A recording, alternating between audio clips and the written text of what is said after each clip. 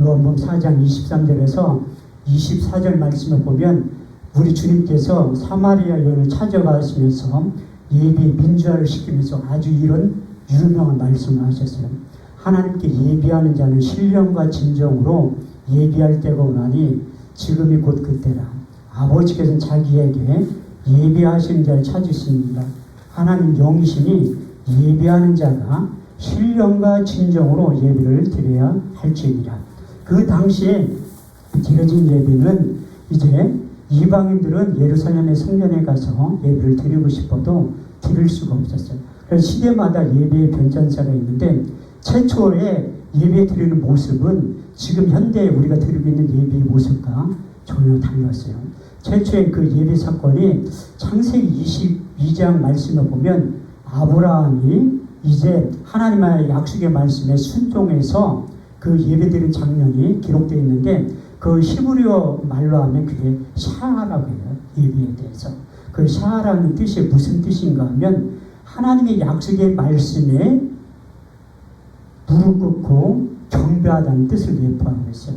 또 하나님의 말씀에 무릎 꿇고 복종하다는 뜻을 내포하고 있는데 그 말씀의 뜻이 정확하게 어디에 기록되어 있냐면 창세기 22장 5절 6절 말씀을 보면 내가 아이와 함께 가서 저기에서 예배드리고 우리가 너에게 다시 도리라 하고 아브라함이 이에 번제나무를 가져다가 그의 아들 이삭에게 지우고 자기는 손에 불과 칼을 가지고 둘이 예배하더라. 그 당시에는 하나님의 약속의 말씀에 믿음으로 복종하는 게 예배라고 말씀하고 있어요. 그 샤라는 그 뜻에 보면 우리가 기가 막힌 일들이 내포되어 있어요. 하나밖에 없는 아들을 번제물로 드리라고 하는 그 하나님의 약속의 말씀에 순종한 아브라함의 아비의 심정과 그것을 알면서도 묵묵히 따라가는 아들의 기막힌 사연이 담겨져 있어요. 여러분들이 이게 예배라는 거예요. 여러분들이 우리의 몸과 마음과 정성을 들여서 예배를 드리지만 그 아브라함에게는 자기 하나밖에 없는 아들을 번제물로 드리라는 것이 샤라는 뜻인데 그게 예배의 출발이 되었다고 말씀하고 있습니다. 그 약속의 말씀을 본받아서 사도 바울이 누구보다도 예배에 집중했던 사람들 가운데 한 사람입니다. 그래서 사도 바울은 이렇게 고백하고 있습니다. 내가 난지 8일 만에 할례를 받고 이스라엘 족속이요 베냐민 지파요 히브리인 중에 히브리인이요 율법으로는 바리새인이요 열심으로는 교회를 핍박하고 율법의 의로는 흠이 없는 자라고 그가 거듭나기 전에 그렇게 고백했지만 예비를 통해서 거듭난 다음에 이렇게 고백하고 있습니다. 이 말씀은 빌립보서 3장 6절에서 이 8절까지의 말씀이고 그 이후에 9절에서 이렇게 고백해요. 그러나 이제 내가 무엇인지 소중한 것을 그리스도 예수를 위하여 해로 여길 뿐 아니라 또 모든 것을 해로 여기면 내 주 그리스도를 아는 지식이 가장 고상한 인양이라. 내가 그를 인하여 모든 것을 잊어버리고 배설물을 여기면 그리스도를 얻고 그 안에서 발견되려 함이니라. 그래서 사도 바울은 자기의 정체성에 대해서 정확히 알고 예수님을 누구보다도 정확히 알았기 때문에 로마서를 시작하면서 로마서 1장 1절에 4절에 이렇게 예수님의 나심에 대해서 고백하고 있습니다. 예수 그리스도의 종 바울은 사도로 부르심을 받아 하나님의 복음을 위하여 택정을 입었으니 이 복음은 하나님이 선지자들로 말미암아 그의 아들에 관하여 성경에 미리 약속하신 것이라. 이 아들로 말하면 육신으로는 다윗의 혈통으로 나셨고 성결의 영으로는 죽은 자 가운데서 부활하여 하나님의 아들로 인정되신 바 되었으니 곧 우리 주 예수 그리스도라. 그래서 우리 주님을 다메섹 도상에서 만난 다음에 이제 아라비아 강야에 가서 고향 다소에서 약 10년 가까이 있을 때 하나님이 예비된 사람 바나바를 통해서 불러낸 다음에 그 안디옥 교회를 개척하게 만드십니다. 근데 하나님의 방법은 우리의 생각과 다르다는 거예요. 이사야 55장 8절에 9절 말씀을 보면 내 생각은 너의 생각과 다르며 내 길은 너의 길과 달라서 하늘이 땅보다 높음 같이 내 생각은 너의 생각보다 높으니라. 우리가 요즘을 말하면 교회를 개척해서 한참 부흥이 됐는데 하나님은 다른 선교사로 나가라는 사도행전 13장 2절 말씀을 보면 주를 섬겨 금식할 때 성령이 이르시되 내가 불러 시킨 일을 위하여 바나바 바울을 따로 세우라고 말씀하셨습니다. 성령이 사도 바울을 불렀다는, 왜? 성령께서 불러서 시키신 일이 있기 때문에 그 약속의 말씀에 사도 바울은 누구보다 믿음으로 순종했다는. 그래서 그 일을 감당하면서 많은 일을 겪었지만 그가 주님 앞에 가면 갈수록 사역을 하면 할수록 많은 고난과 역경이 있었지만 그가 이렇게 고백을 해요. 로마서가 3차 전도여행을 마치고 고린도 전후서와 로마서를 기록했는데 로마서 14장 8절 말씀에 누구보다도 그의 신앙 고백과도 같은 말씀이 기록되어 있습니다. 우리가 살아도 주를 위하여 살고 죽어도 주를 위하여 죽나니 우리가 사나 죽으나 우리가 다 주의 것이로다. 그 사역을 시작할 때 우리 주님께서 그를 불러 시킨 일을 시작할 때 갈라디아서를 그가 1차 전도 여행할 때 처음으로 갈라디아서를 기록할 때 이렇게 고백하고 있습니다. 갈라디아서 2장 20절 말씀을 보면 내가 그리스도와 함께 십자가에 못 박혔나니 그런즉 이제 내가 산 것이 아니요 오직 내 안에 그리스도께서 사신 것이라. 이제 내가 육체 가운데 사는 것은 나를 사랑하사 나를 위하여 죽으신 주님을 위해서 살기를 작정한 거예요. 그래서 고린도전서 1장 18절 말씀을 보면 십자가의 도가 멸망하는 사람은 미련한 것이요 구원을 얻은 우리에게는 하나님의 능력이 된다고 고백하면서 그가 사역을 할 때 이렇게 사역을 했다고 간증하고 있는데 디모데후서 2장 4절에 5절 말씀을 보면 군사로 다니는 자는 자기 생활에 얽매이는 자가 없나니 군사로 부르신 자를 기쁘시게 하려 함이니라. 경계하는 자가 법대로 경계하지 않으면 생명의 면류관을 얻지 못하리라. 이렇듯이 사도 바울은 정도의 길을 갔기 때문에 그의 영적인 아들 디모데에게 너는 이런 목회자가 되라고 권면하고 있습니다. 내가 진리의 말씀을 옳게 분별하여 부끄러울 것이 없는 일꾼이 되어 인정된 자로 너희 몸을 하나님께 드리기를 힘쓰라고 고백하고 있었어요. 그 누구보다도 사도 바울이 예배에 집중했기 때문에 하나님의 뜻, 아브라함과 같이 그런 믿음이 생성이 되었던. 그래서 그 유명한 로마서 12장 1절에서 3절 말씀을 기록하니 그러므로 형제들아 내가 하나님의 모든 자비하심으로 너희를 권하노니 너희 몸을 하나님이 기뻐하시는 거룩한 산제사로 드려라. 이는 너희의 드릴 영적 예비니라. 너희는 이 세대를 본받지 말고 오직 마음을 새롭게 함으로 변화를 받아 하나님의 선하시고 기뻐하시고 온전하신 뜻이 어디에 있는지 분별하라. 우리가 예비를 통해서 하나님의 뜻을 분별하고 내 생각과 내 뜻과 내 의지에 맞지 않는다 할지라도 그것을 다 포기하고 하나님의 뜻에 맞춰가는 것이 예배의 사하라고 성경은 말씀하고 있습니다. 그래서 예배에 집중했던 또 한 사람이 있어요. 누가는 예수님의 탄생에 대해서 이렇게 기록하고 있어요. 왜? 예수님을 3년 반 동안 따라 예수님이 하신 일들을 다 목격했어요. 그래서 예수님께서 부활하셔서 이 땅에 40일 동안 계셨는데 그 근거가 어디에 있냐면 사도의 행전 1장 3절에 정확하게 기록되어 있습니다. 해 받으시니 친히 사심을 나타내서 40일 동안 저에게 보이시며 하나님 나라에 대해서 말씀하셨느니라. 그때 누가 보면 24장 44절을 통해서 이렇게 말씀하셨습니다. 또 이르시되 내가 너희와 함께 있을 때 모세의 글과 선지자의 글과 시편에 나에 대해서 기록된 일들이 이루어져야 한 말이 이것이라 하시고. 그래서 이 약속의 말씀을 들었던 누가는 예수님의 탄생에 대해서 생각하면서 이런 유명한 누가복음 2장 12절에 14절 말씀을 기록합니다. 보라 오늘날 다윗의 동리에 너희를 위하여 구주가 나셨으니 곧 우리 주 예수 그리스도라. 너희는 가서 강보에 쌓여 구해낸 아기를 보리니 이것이 너희에 대한 표적이니라. 호련히 천군이 천사와 함께 있어 하나님을 찬송하여 가로되 지극히 높은 곳에는 하나님께 영광이요 땅에서는 기뻐하심을 입은 사람들이 평화로우다. 이렇게 말씀합니다. 또 그 예수님의 제자인 마태도 예수님의 탄생에 대해서 이렇게 고백하고 있습니다. 마태복음 1장 18절에서 23절 말씀을 보면 예수 그리스도의 나심은 이러하니라. 그 모친 마리아가 요셉과 정혼하고 동거하기 전에 성령으로 잉태된 것이 나타났더니 그의 남편 요셉은 의로운 사람이라 저를 드러내지 않고 가만히 끊고자 하여 이 일을 생각할 때에 주의 사자가 현몽하게 가로되 다윗의 대하선 요셉아 내 아내 데려오길 무서워 말라. 그의 잉태된 것은 성령으로 된 것이라. 아들을 낳으니 그 이름을 예수라 하라. 이는 자기 백성을 저희 죄에서 구원할 자이심이라. 이 모든 일에 된 것은 선지자로 하신 말씀을 오늘과 같이 이루려 하심이니라.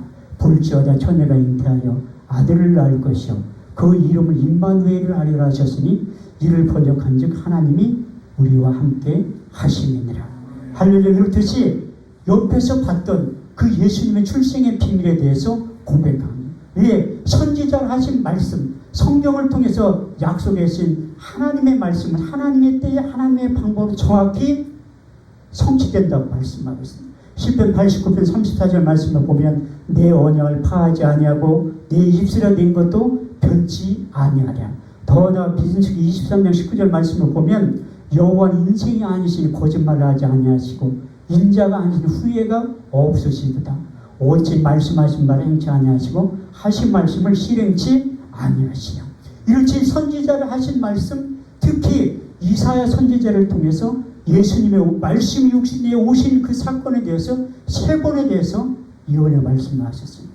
이사야 7장 14절 말씀을 보면 주께서 친히 징조로 너에게 주실 것이요 보라 처녀가 잉태하여 아들을 낳을 것이요 그 이름을 임마누엘이라 하셨으니 이를 번역한즉 하나님이 우리와 함께 하시리라.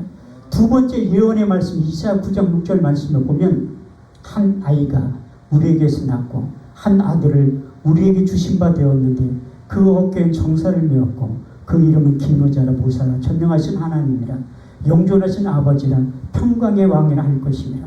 마지막 세 번째 예언의 말씀이 그 예수의 오심과 십자가의 죽음과 그 사건에 대해서 이사야 53장 1절에 6절은 이렇게 말씀하고 있습니다.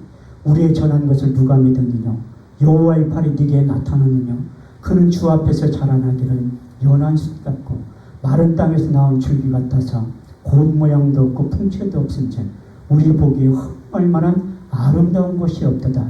그는 멸시를 받아서 사람에게 실어버린 바 되었으며 간구를 많이 겪었으며 질구를 아는 자라 마치 얼굴을 가리우고 사람을 바라보지 않음을 받는 자 같아서 멸시를 당하였고 우리도 그를 기이 여기지 아니하였도다.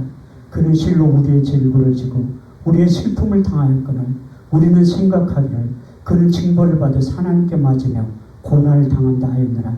그가 찔림은 우리의 허물을 인하며 그가 상함은 우리의 죄악을 인하니라. 그가 징계를 받으면 우리가 평을 누리고 그가 채찍에 맞음으로 우리가 나음을 입었도다. 우리는 다 양 같아서 그릇 행하여 각기 제 길을 갔거늘 여호와께서 우리 무리의 죄악을 그에게 담당시키셨도다. 이렇듯이 이사야 선지자의 입술을 통해서 약속했던 그 말씀이 성취된 또 미가 선지자를 통해서 예언의 말씀을 하셨습니다. 미가서 5장 2절 말씀에 보면 베들레헴 에브라다야 너는 유다 족속 중에 작을지라도 이스라엘을 다스릴 자가 내게서 내게로 나올 것이라. 그의 이름은 상구의 태초원이라. 이렇듯이 구약 성경에 350번이나 예수님의 오실 사건에 대해서 기록하고 있습니다. 제가 이 말씀을 드리면 내일 아침까지 해야 돼서 이걸 끝나고 왜 예수님이 이 땅에 오시는데 어떤 사역을 하나 또 이사야 선지자를 통해서 예언의 말씀을 하십니다. 이사야 61장 1절에 3절 말씀에 보면 주 여호와의 신이 내게 임하셨으니 이는 여호와께 네게 기름을 부어서 가난한 자에게 아름다운 소식을 전하게 하려 하시니라.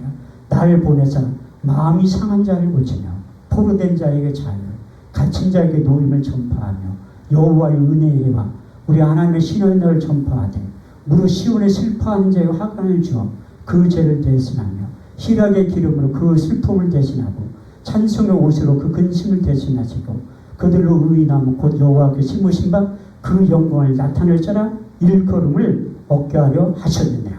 할렐루야. 이렇듯 우리 주님께서 공생의 사역을 시작하실 때 누가복음 4장 18절 19절 말씀을 보면 이 말씀이 너희에게 응했느라.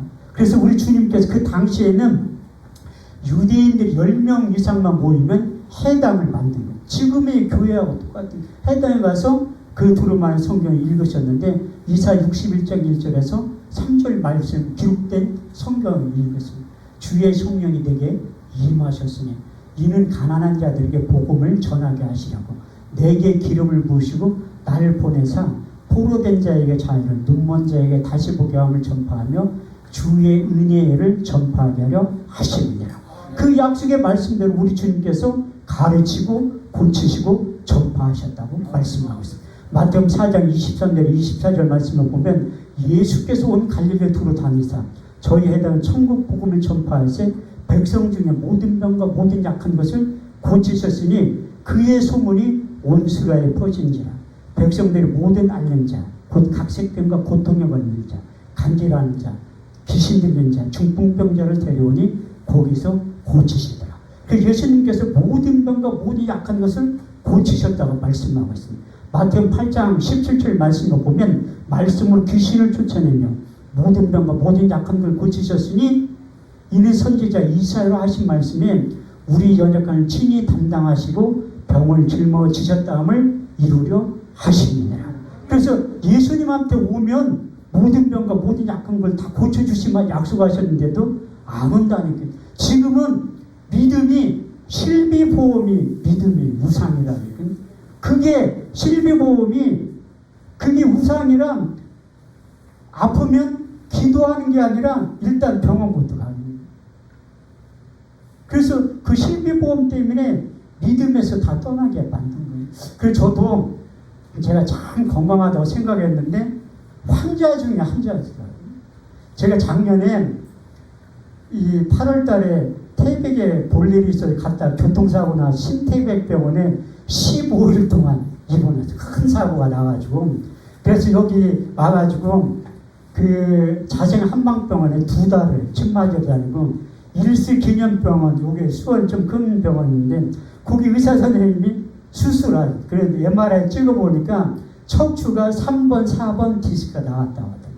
수술 외에는 방법이 없다고 하더라고요. 그런데 수술할 마음이 전혀 안 생겨요.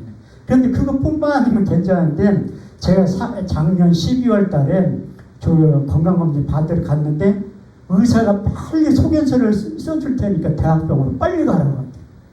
그래서 아무 생각 없이 병원에 간 거예요. 여기 서울병원에 안 가고 가까운 데 병원 여기 간 거예요. 동탄에 큰 병원에. 거기 가니까 가자마자 피검사하고 CT 찍고 하더니 빨리 입원하라고. 큰일 난다. 그래도 내가 건강한데 왜 입원을 하니까 가슴이 답답한 적이 있었냐. 그래서 가슴 답답한 적 많지. 목사가 아니 신경 쓸 일이 얼마나 가슴. 그게 협심증이다. 조금만 늦게 갔으면 천국에 갈 뻔했다. 그래서 내가 퇴원한다고 하니까 안 된다는 거예요. 그래서 친구가 병원에 근무하는 데한테 전화를 한 거예요. 나 이거 협심증이나 심근경색 이거 수술을 해야 된다는데 어떻게 하면 좋은지 하니까 너 빨리 하래. 큰일 난다고. 이게 제가 새벽에 일어나면 굉장히 가슴이 답답하죠. 그게 혈관이 다 막혀요. 심장이 약해가지고. 그래서 제가 잡혀가지고 원래는 너무 이게 많이 막혀가지고 허벅지에 있는 혈관을 떼어가지고 이 심줄을 뜯어가지고 이렇게 절개를 해가지고 가야 되는데 난 그렇게 못한다고. 근데 이게 그래서 CT를 또 한 번 찍은 거예요. 그 시술을 하는데 군역을 여기 팔에 뚫고 여기 두 군데 뚫어가지고 하는데 그냥 어떻게 한 거예요. 그래서 제가 그 중환자실에 3일 동안 누군 이게 움직이면 안 된다고 하더라고요. 혈관 수술한 거라 묶어놓은 거예요. 그 중환자실 3일 동안 있는데 참 내 신세가 너무 처량한 거야. 왜 처량하냐? 그 안에서도 처량하면서 또 감사한 거야. 지금 오늘날 죽어가는 사람들이 있는데 내가 제일 건강해. 그 옆에 기저귀 어른들 다니는 기저귀를 갖다 놨더라고요. 이거 왜 갖다 놨냐니까 요거 싸래. 소변이 그냥 싸겠는데 대변을 어떻게 싸? 정신이 말짱한. 움직이면 안 된다. 다리하고 팔을 다 묶어놓은 거 이틀 동안. 그런데 거기 있으면서 참 한심하기도 하고 내 인생인데 내가 최선을 다해 주님을 위해서 일했는데 결과는 이렇게 됐을까? 이렇게 이런 일도 일어나. 근데 이것도 다 하나님의 은혜가. 제가 이 의대 출신이라는 게 여러분들이 안 믿는데 저는 의대에 나와가지고 그 의사고시는 합격했어요. 이 땅에 의대 나온 게 아니라 예수님이 만든 청국병 의대 나와가지고 그 의사변호가 있는데 제가 왜 저 처음에 성남에 개척할 때 순복음교회 간판을 걸어놓으니까 찾아오더라고요. 왜? 그때는 성남에 제가 분당에 15년 살았는데 못 사는 사람들은 저는 처음에 개척할 때 인물되지 실력되지 능력되지 하나님이 압구정동이나 청담동에 교회를 개척시켜 줄 줄 알았는데 지금의 태평사도 그 3만 명에서 교회 개척을 시켜주신 거예요.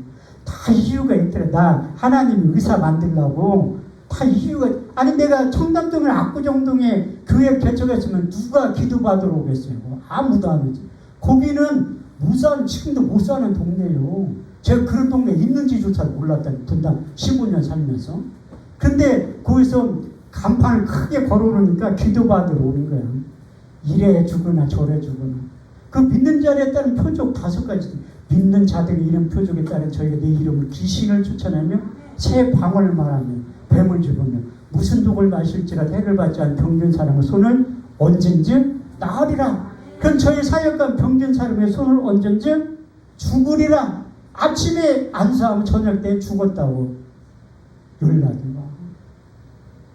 하나님의 약속의 말씀이 이론적으로는 좀 아는데 내 사역관이 하나도 안 나타나는 거예요. 제가 출애굽 15장 26절 너희는 너희 하나님 여호와의 말씀을 청중하고 나의 복에 의를 행하며 내 계명의 길을 기울이고 모든 규례를 지켜 행하면 내가 애굽 사람들 내 모든 질병 하나라도 너에게 내리지 아니하리니 나는 너희를 치유로 하는 여호와 하나님이라. 고등학교 2학년 때 암송했던 말씀이에요. 제가 수만 번 암송했을 겁니다. 그런데 저희 사역 가운데 병든 사람의 손을 얹은지 죽으리라. 근데 하나님이 할머니를 한 번을 보낸 거예요. 심부전증 환자. 투석 안 하면 죽어요. 그때 하나님이 그 할머니를 통해서 하나님의 약속의 말씀이 약이라는 걸 체험을 시켜요. 그 할머니한테 제가 얘기를 했어요. 투석 어디를 받으러 가냐니까 그 개포동을 갑니다. 태평사동에서 개포동까지 새벽 예배 끝나면 오라고 해서 제가 모셔다 드린 거예요. 그때는 뭐 성도도 하나도 없으니까 그 할머니 모시고 가는 게 내가 하나님 일이야. 4시간 동안 기다린 초라한 내 모습을 순복음교회 목사가 내가 이론과 지식으로 그 예수님이 모든 병과 모든 약한 일을 고쳤다고 하는 이론과 지식으로만 알 뿐이지 하나도 믿음이 없는 거예요. 그때 어느 순간에 성경에 저지은 성령께에 찾아오셔서 내 육의 신비에 새겨주신 말씀이 있어요. 잠언 4장 20절에 21절 내 아들아 내 말에 주의하며 내 이른 것에 내 귀를 기울이라. 너는 그를 내 눈에서 떠나지 말며 네 마음속에 지켜라. 너는 그것을 얻는 자의 생명이 되며 온 육체의 건강이 됩니다. 그 건강이라는 게 히브리어 원문에 보면 약이라는 거예요. 다시 말해서 하나님의 약속의 말씀이 약의 역할을 한다는 거예요. 그 말씀을 확실히 경험하고 체험이 된 다음부터 이제 기도할 때마다 믿음이 생성이 되는 거예요. 그리고 이제 남의 기도할 때는 확실히 낫는다고 또 치유의 역사도 상당히 많이 나타나죠. 예. 믿음을 선포하니까 저는 기도할 때 이사야 55장 11절에 12절 말씀에 근거해서 선포하는 비와 눈이 하늘에서 내려 다시 그리로 가지 않고 토지를 적셔서 싹이 나게 하며 열매를 맺게 하며 파종하는 자의 종자를 주며 먹는 자에게 양식을 준 것 같이 내 입에서 나가는 말 헛되이 내게로 돌아오지 아니하며 나의 뜻을 이루며 나의 명하여 보낸 일에 형통하리라. 그 많은 사건이 있지만 내가 아프니까 실질적으로 기도하지 않게 되더라고요. 의사 말이 믿어줘. 의사가 이렇게 하면 이해해. 안 하면 큰일 난다고 생각해요. 근데 제가 이것 때문에 이 심혈관 그 수술을 하면서 눈이 이제 시력이 너무 안 좋아요. 그래서 이제 그 안과에 가서 검사를 해보라고. 안과에 검사해 보니까 의사 선생님이 이상하다. 검사를 상당히 많이 하더라고요. 검사를 했는데 큰일 났다는 거야. 그래서 실명하기 직전 단계까지 갔대. 실명이 1단계부터 4단계 있는데 저는 시력이 하나도 안 보여. 그런데 그 전에 자고 일어났는데 왼쪽 눈 하나도 안 보여요. 깜깜해가지고. 그런 현상이 언제 있었냐면 제가 사우스 아프리카 짐바브웨에 3번 갔다 왔어요. 3번. 근데 3번째 갔을 때 이제 짐바브웨 그 현지 교회에서 자는데 잠을 못 자요. 시커먼 게 생각 속을 통해서 나를 짓누르는 거예요. 그래서 지금 같이 갔던 이기범 목사님하고 같이 숙소에 잔 거예요. 그런데 내가 밤새도록 소리 지르니까 자꾸 깨어없이 왜 그러냐. 왜 이렇게 소리를 지르냐. 그 목사님 모르지. 내가 그때 3일 동안 그런 일들. 나는 그때 느낀 게 뭐냐면 한국 마귀보다 아프리카 마귀가 상당히 세다는 거예요. 그때 아침에 일어나면 깜깜해서 하나도 안 보여. 그래서 내가 요 근래에 있었던 이 한국 마귀가 그 짐바브웨에 있는 마귀가 나를 쫓아와서 이렇게 나를 눈을 멀게 하나? 그렇게 생각. 근데 그게 아니오. 이쪽 눈만 보이니까 오른쪽 왼쪽 하나도 안 보여 진짜로. 잠자리가 여기에서 막 날려다녀. 한 100마리가. 하나도 안 보여. 그래서 그 대학병원 안과에 전화하니까 2달 있다고 그래. 얘가 꽉 껴서 안 된대. 아무리. 그래서 동네에 있는 병원에 간 거, 봉단 안과에 가서 보니까 혈관이 다 터져서 그렇대. 난 믿음이 영적인 거라고 생각하는데 알고 보니까 실명하기 위해서 혈관이 다 터졌거든요. 그래서 양쪽 눈나 일주일에 한 번씩 그 레이저 수술을 6번을 하는. 6번 했는데도 이게 한 10마리가 날아다니는 거예요. 더 이상은 안 된다는 거예요. 그래서 있는 대학병원 거기 안과에 갈 때 의사 선생님이 수술을 해야 된대요. 진짜 내가 하는 얘기를 그 소원이 듣지 말라고. 진짜 실명한다고. 그런데 수술하면 좋아지냐 물어보니까 실명만 안 하지 똑같대. 그리고 시간이 지나면 실명. 그런데 안 한다고 했어요. 왜 안 한다고 했냐면 의사가 못 고치는 병은 하나님 고친다는 거예요. 마태복음 19장 26절 말씀을 보면 사람으로서는 할 수 없을 때 하나님은 다 하실 수 있느냐. 그래서 성경을 읽기 시작은 요즘에 제가 복음서를 매일매일 읽어요. 왜? 시력이 회복이 됐기 때문에. 그래서 제가 기도하다 하나님한테 책망 들은 게 있습니다. 요한예수 2장 4절에 5절 말씀을 보면 내가 너를 책망할 것이 있나니 너희 처음 사랑을 버렸느냐. 그러면서 어디에 떨어진 것을 생각하고 회개하여 처음 행위를 가지라. 만일 내가 회개치 아니하면 내가 그 자리에 있는 촛대를 옵니다. 저도 사역을 18년 하다 보니까 어디가 설교할 때 예수님 얘기는 한마디도 안 해. 그래서 저는 작정한 거예요. 예수님 말만 하기로.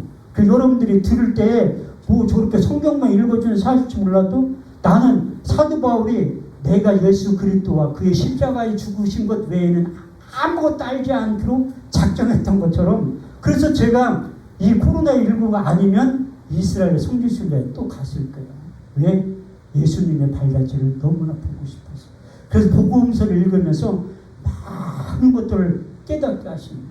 깨닫게 하는데 예수님께서 진짜 많은 것들을 고치시고 마태복음 10장 1절에 보니까 예수님이 제자를 부르시며 모든 병과 모든 약한 것을 고칠 수 있는 능력을 주셨다.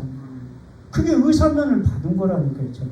여러분들도 다 의사면을 줬는데 여러분들이 안 받아서 그렇다니까. 그래서 저는 확실히 믿는. 그래서 이제 성경에 읽다 보니까 이사야 35장 5절에 6절 말씀이 부딪힙니다. 그때 소경의 눈이 밝을 것이며 기머거리기가 열릴 것이며 그때 저는 자들이 사슴같이 뛸 것이며 벙어리의 혀는 노래하리라. 소경의 눈이 밝아집니다. 아니 예수님도 소경 바디메오를 고쳐주셨다니까요. 아니 죽은 자도 살린데 왜 이 시력 왜 못 고칩니까? 그때 또 성경에 읽다 보니까 시편 30편 2절 말씀이 살아서 움직입니다. 하나님의 말씀 살았고 운동력이 있어. 자유의 날선 어떤 곰보다도 예리하여 혼과 영감이 간절과 골수를 찔러 쪼갰다. 시편 30편 2절 말씀에 내가 여호와께 부르짖으며 그 고통 소리를 들으시고 내 병을 고치셨나이다. 하나님의 음성으로 받아들입니다. 믿음으로. 그래가지고 기도하기 시작하면 소경의 눈이 밝을 것이며 기머거리 기가 열린다. 그렇게 기도하니까 또 검진 받으러 가는 거예요. 그래서 대학병원 가니까 내가 그 전에 수술 안 하는 이유가 뭐냐. 돈이 없어서 안 하냐고. 돈도 없지만 아니 수술해도 못 고친다면 뭘 수술을 하냐고. 하나님 고쳐주실 거라고 하니까 말도 안 되는 얘기 하지 말라고 하니까 말도 안 되냐. 그 믿음이 없는 사람들은 하나님이 모든 병과 모든 약한 고치는다는 거 안 믿는다는 거예요. 그 사람들은 아니 그러면 의사가 모든 병 다 고치면 영안실이 없어야지. 대학병원에 죽는 사람이 없어야 되죠. 그런데 저 의사도 죽는다니까. 의사가 못 고치는 병이 얼마나 많아. 저 이거 임플란트 해준 그 원장님도 이거 4천만 원 주고 한 거 임플란트 무료로. 왜 해줬냐? 초자연의 현상이 일어나지. 의사가 2명 있는데도 못 고치는 질병이 하나님의 치료하면 고친다니까. 그래서 이거 다 해준 거예요. 근데 그 의사가 검사를 해보더니 간호사를 불러대요. 그래서 다른 검사 몇 개 더 해보래.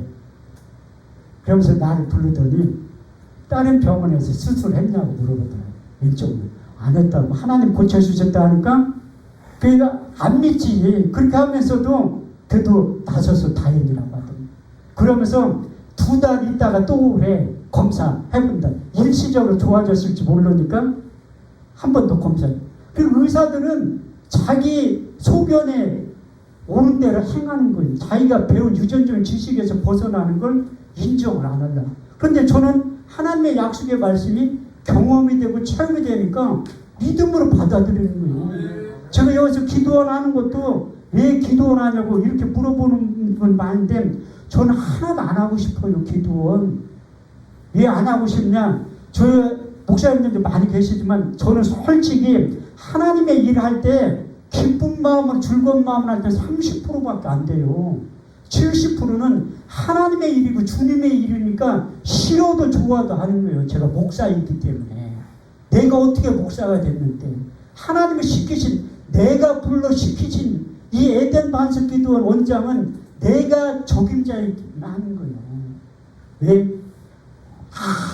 아무도 없다 할지라도 이 세상에 가장 행복한 목사가 누구이냐면 저라고 생각해요. 왜? 누구보다 하나님 앞에 가까이 있잖아요. 입에 저보다 많이 들은 목사님들 드물어요. 그래서 수없이 많은 목사님들의 그 말씀을 들으면서 나에게 적응을 시키는 거예요. 제가 서두에 말씀드렸지만 예배는 하나님의 약속의 말씀에 무릎 꿇고 복종하는 거예요. 내가 이해되고 납득되는 부분만 받아들이는 것이 아니라 아브라함이 그 약속의 말씀으로 믿음으로 순종하고 복종하기 때문에 믿음의 조상이 된 거예요. 어떻게 여러분들이 저도 딸 하나였지만 그 딸을 이제 번제를 드리려면 전 못해요. 할 수가 없어. 어떻게 키웠는데 그 자식을 그 번제를 드리. 그런데 아브라함 그 말씀에 순종했잖아요. 내가 아이와 함께 가서 예배하고 돌아오기도 하고 우리가 너에게 다시 돌아오려 한 다음에 아브라함이 번제 나무를 가져다 그의 아들 이삭에 지우고 그는 칼과 불을 손에 가지고 둘이 동행했단 말씀입니다. 그 예배라는 그 뜻이 우리가 이해되고 납득되지 않는 그 자식을 번제물을 죽이라고 하는 하나님의 약속의 말씀을 믿음으로 순종했다는 거예요. 그걸 알면서도 이삭은 아버지가 그 번제 드리러 갔다 때 묵묵히 따라요. 이 기막힌 현실이 예배라는 거예요. 코로나19 때문에 예배가 등하시. 제가 몇 번 여기에서 이제 한참 지났으니까 간증을 또 하는. 제가 코로나19에 대해서 한편으로는 두렵죠. 왜? 저하고 선교의 안목을 열어주신 그 선교사님이 소천을 하셨어요. 저는 부모님 죽어도 매형들이 한 번도 울지 않았던 사람인데 그 선교사님이 코로나19로 소천하셨을 때 제가 대성통곡을 하고 있습니다. 이게 말이나 돼요. 하나님이 일을 하시는 분인데 그분이 독일에서 박사학위까지 따와서 그런 수제가 차라리 데려가려면 나 같은 사람을 데려가지. 그런 엘리트 목사님 왜 데려갔을까? 근데 제가 코로나19에서 이 벗어날 수 있는 방법 하나님께서 그 약을 처방해 주신 말씀이 있습니다. 첫 번째 말씀은 시편 23편 4절 말씀. 내가 사망한 음침한 골짜기로 다닐지라도 해를 두려워하지 않는 것은 주께서 나와 함께 하시니 주의 막대기와 지팡이가 나를 안위하시니 주께서 함께 하시면 코로나19는 나하고 상관없다는 거예요. 두 번째 말씀은 역대하 7장 13절과 16절 말씀입니다. 내가 하늘을 닫고 비를 내리지 않게 하거니와 내가 메뚜기를 보내 토산을 먹게 하거니와 내가 내 백성 가운데 연병을 보내 유행하게 할 때에 내 이름을 일컫는 내 백성이 그 악한 길에서 떠나 스스로 경배하여 내 얼굴을 구하면 내가 하늘에서 듣고 내 죄를 사하며 그 땅을 고칠지라. 여기에서 한 기도에 내 눈과 귀를 기울이니 내가 이전을 택하고 거룩하게 하여 내 이름을 영영히 여기 있으리라 하였느니라. 내 마음과 귀가 항상 여기에 함께 있으리라. 그래서 전 최고의 청정지대가 교회하고 기도원이라고 생각합니다. 제가 작년엔 봄에 코로나 한참 유행일 때에 어느 교회에서 설교 부탁을 받고 설교를 하러 갔었습니다. 근데 설교를 할 때 하고서 주일날 오후에 보건소에서 연락이 온 거야. 목사님 그 교회에 왔다 가셨죠. 예, 설교하고 갔다 왔다니까 빨리 검사를 받아라. 거기에 확진자가 15명이 나왔다는 거예요. 그 앞에 제가 강사랑 여기 교회가 이거 한 3분의 2 정도밖에 안 돼요. 제 맨 앞에 그때 뭐 코로나 처음 시작할 때 마스크도 안 쓰고 그 5명이 찬양 인도라 1m 앞에 찬양 인도를 했습니다. 마스크 하나도 안 쓰고 찬양 인도했는데 그 5분이 다 코로나19 확진자예요. 사회 보신 목사님도 확진자야. 그 사모님이 가면서 먹으라고 떡을 준 거예요. 그 사모님도 확진자야. 근데 참 신기하게 제가 그 자가격리 하면서 14일 동안 성경을 읽도록 합니다. 여기에서. 그 성경을 안 읽으니까 어떻게 해서라도 성경을 읽게 하시더라고요. 성경 읽으면서 40만 원 받았어요. 정부에서 주는 돈. 돈도 주더라고요. 또 딸이 집사람 먹을 거 많이 택배로 보내. 또 정부에서 라면하고 뭐 햇반도 보내. 그래서 무료로 그렇게 하게 됩니다. 제가 느끼면서 하는 게, 야, 하나님의 약속의 말씀은 약의 역할을 진짜로 합니다. 그 다음부터 제가 하나님의 약속의 말씀을 믿음으로 받아들입니다. 히브리서 11장 6절 말씀에 보면 믿음이 없으니 기쁘시게 못하나니 하나님께 나아가는 반드시 그가 계신 것과 또 자기를 찾는 이들의 상주심을 이심을 믿어야 할지니라.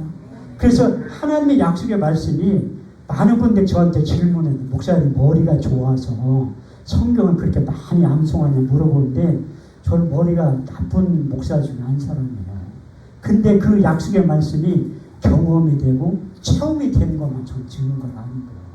오늘 설교를 오래 하면 여러분들이 싫어하실 것 같아요. 10분만 더 하고 끝내려고 하는데 제가 그 한 가지의 말씀을 하나님께서 이 체험시키기 위해서 어떤 때는 2달을 묵상하게 하는 거예요. 이 성경을 묵상하는 이유가 뭐냐면 이스라엘 백성들이 전 세계에서 한국보다 머리가 좋다고 하는 이유가 무엇인가 하면 어렸을 때부터 세마 교육을 시키는 거예요. 이스라엘 들으라 오직 여호와 하나의 신이 너는 마음을 다하고 성품을 다하고 힘을 다하여 내 하나님 여호와를 사랑하라. 오늘날 내게 명한 그 모든 명령을 너는 내 마음속에 새기며 내 자녀의 부지런히 가르치며 집에 앉았을 때든지 누웠을 때든지 일어날 때든지 길을 행할 때든지 이 말씀을 강론할 것이며 너는 그 손목에 매어 기울어 삼으며 내 미간에 붙여 표를 삼고 내 집 문설주와 바깥문에 기록할지니라. 그래서 어렸을 때부터 그래서 이 유대인들은 12살 성인식 될 때까지 모세 오경을 다 암송을 해요. 시편 1편 1절 말씀을 보면 복 있는 사람은 악인의 길을 쫓지 아니하고 그 오만한 자리에 서지 아니하고 죄인의 길에 앉지 않으며 오직 여호와 율법을 즐거하여 그 율법을 주야로 묵상하는 자가 복이 있다. 우리가 묵상이라는 게 큐티의 의미도 있지만 히브리 원문에 보면 두 가지의 뜻이 있어요. 첫 번째 하가 큰 소리를 내서 읽으라는 거예요. 두 번째는 반주의 뜻이 있습니다. 소가 여물을 먹을 때 대세징비하면서 계속 충을충을 하는. 제가 그 통곡의 벽 갈 때 유대인들 랍비들이 성경을 암송을 하요. 내가 그 아랍어만 할 줄 알았으면 같이 성경 암송 대회 좀 한번 해보려고 했어요. 얼마나 많이 하나. 저도 좀 상당히 많이 숙제하고 있거든요. 그렇게 하는데 제가 이 성경에 대해서 요한복음 14장 20절 암송할 때 두 달이거든요. 그 한 절이 그 날에는 내가 아버지 안에 너희가 내 안에 내가 너희 안에 있는 것을 너희가 알리라. 그거 한 절로 하는데 두 달로. 그런데 저는 일반 분들은 이게 암송이 안 되면 묵상이 안 되면 안 하죠. 그런데 저는 끝까지 하는 이유가 무엇인가 하면 머리가 좋아서 그 성경 말씀이 저장이 안 되는데 악한 자가 와서 그 말씀을 빼앗아 가는 거예요. 머리가 아무리 좋아도 저처럼 많이 하는 분들 드물잖아요. 저는 그렇게 안 외워지면 외워질 때까지 하는 거예요. 외워질 때까지. 그리고 그 말씀이 성경에 저자인 성령께서 기름 부어주시면 생각나는 거예요. 오늘 이 성경에 너희는 거룩한 자에게서 기름 부음을 받고 모든 것을 아느니라. 그래서 제가 올해 왜 그 집회를 빨리 적었냐면 제가 할 일이 있어서 적은 거예요. 그 성경도 이제 12월 달까지 복음서를 한 100독을 한다고 해요. 그래서 예수님의 발자취에 대해서 그 책을 3일에 한 권씩 읽어요. 예수님의 생애에 대해서 그 발자취를. 그래서 예수님에 대해서 제가 목회하기 전에 우리 주님이 바울에게 찾아오셨던 것처럼 그 찾아왔는데 그 첫사랑을 잊어버리기 때문에 예수님에 집중합니다. 그리고 제가 그 힘들 때 10년 전에 그 어떤 집사님이 찾아와 저에게 용돈을 주신 적이 있어요. 목사님 이 돈은 목사님을 위해서만 쓰라고. 하나님하고 전혀 상관없는 돈이니까 목사님을 위해서만 써야지 만약에 딴 데 쓰면 다 해수를 한다. 그분이 용돈을 얼마 줬냐면 1,000,000원을 줬어요. 나를 위해서 쓰라고. 그거 가지고 전국의 자연 대신방을 가는 거예요. 제주도, 울릉도, 독도, 백령도. 그렇게 해서 제가 하면서 그때 안목이 열어진 사건이 태백산에 간 거예요. 태백산에 그 천재단이 있어요. 아주 유명한 무당 출신이 그 계룡산하고 태백산 출신들이 아주 유명한 무당. 제가 청량역에서 12시 차를 타고 그 태백역에 내리니까 2시 40분. 택시 타고 올라가요. 2시간 반 걸려요. 딱 오늘 천재단에 거기에서 기도하는 무당이 2명이 있더래요. 저도 깜짝 놀랐지만 무당도 또 깜짝 놀랐어요. 그 새벽에 누가 올라갔어요. 저니까 올라가는 거예요. 그때 내가 깜짝 놀란 게 하나님의 음성이 봐라. 무당들도 저렇게 기도하잖아. 무당들도 저렇게 기도하잖아. 그때 철저히 해결을 한 거예요. 근데 요즘에 제가 거기에 발자취를 또 가보고 왜 이스라엘 못 가니까 그래서 지난주에 제가 25년 만에 홍도를 갔다 왔거든요. 홍도 안 가본 분 많아요. 그런데 지금 왜 가게 됐냐면 하나님 제가 이 홍도 갔다 오고 울릉도 갔다 오고 백령도 갔다 오고 제주도 갔다 온 다음에 이 말씀이 의미를 깨닫게 해주세요. 창세기 1장 9절에서 10절 하나님이 가라사대 천혜의 물이 한 곳으로 모이고 묻이 드러나게 하심에 그대로 됩니다. 하나님이 모인 물을 바다라 칭하시고 무틀 땅이라 칭하십니다. 하나님 보시기에 좋았다. 진짜 제가 25년 만에 홍도 갔을 때 그 물과 바다와 그 무태 대해서 그 대자연의 신비를 통해서 느끼게 됩니다. 제가 다음 주에는 제주도에 가고 그 다음 주에는 울릉도 독도에 가고 그 다음에 백령도를 가는 거예요. 아니 목사가 저렇게 놀기를 밝히면 어떻게 되나 이렇게 생각할지 몰라도 목사도 쉴 때는 쉬어야 돼요. 목사님들 안타까운 게 뭐냐면 쉬지 않고요. 제가 교회 기도원 설립하고 나서 2년 동안 한 주도 안 쉬고 예배를 드려요. 찾아온 결과가 대상포진이 찾아왔더니 그래도 의사가 병원에 입원하라 나는 예배 드리다 죽는다고 그런데 하나님이 또 예배 드리니까 또 고쳐주시더라고요. 또 코로나19 때문에 그렇게 하다가 그래서 빨리 쉬고 제가 2달 동안 충전을 갖고 내년부터는 집회를 많이를 하려고 제가 외부에 나가서도 집회를 하려고 하지만 이제 하나님 그런 마음을 이제 제가 육신병을 하나님이 시력도 좋게 하셨고 이제 건강도 다 회복이 되는 거예요. 그 내분비내과 의사 선생님도 제가 왜 시력이 나빠지면 당뇨가 350이 넘었어요. 그 혈당한 색소가 13.5. 그런데 지금은 정상으로 온 거예요. 그 혈당한 색소가 6.3 밑으로 내려지고 그 당뇨도 120 밑으로 내려오는 거예요. 의사도 깜짝 놀랐대요. 그 빠른 시일 내에 그렇게 저는 이 각오하면 실천이 잘 옵니다. 그때랑 제가 커피를 하루에 10잔씩 먹었는데 한 잔도 안 먹어요. 근데 요즘은 한 2잔씩 먹어도 측정을 해보니까 그렇게 많이 안 올라가요. 그래서 2잔을 먹는 거예요. 믹스커피. 그러니까 하나님이 내 병든 몸을 고치는 데는 다 이유가 있다는 거예요. 왜 2022년도에는 하나님이 써먹으려고 하는 거예요. 써먹으려고. 그 여러분들도 특히 우리 권사님 하나님이 그 시력 하나님 고쳐주신다. 저는 권사님도 훨씬 심했잖아요. 믿음으로 이제 통성을 기도할 때 하나님께서 반드시 치료하신다는 것을 전제하에 기도하셔요. 그 10편 30편 2절 말씀을 그냥 써있는 게 아니라 내가 주께 부르짖으면 주께 내 말을 들으시고 내 병을 고치셨나이다. 누구 병? 내 병을 고치신다는 거예요.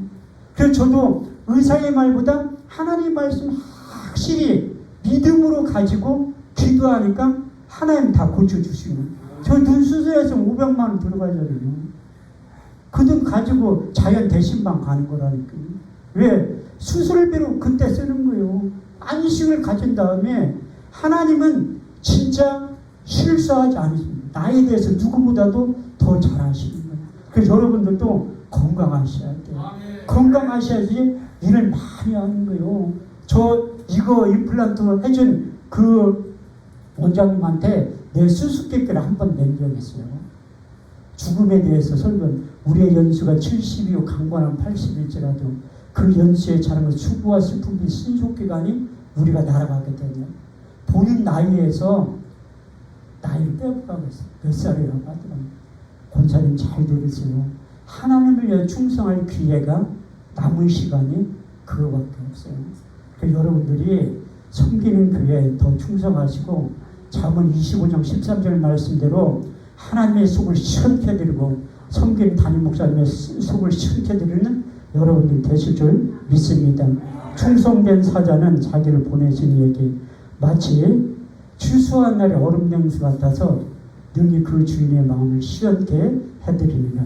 그 약속의 말씀이 남은 평생의 삶이 될 줄 믿습니다. 우리 주님을 의지합니다. 찬양한 다음에 통성으로 기도하는 시간 갖도록 하겠습니다.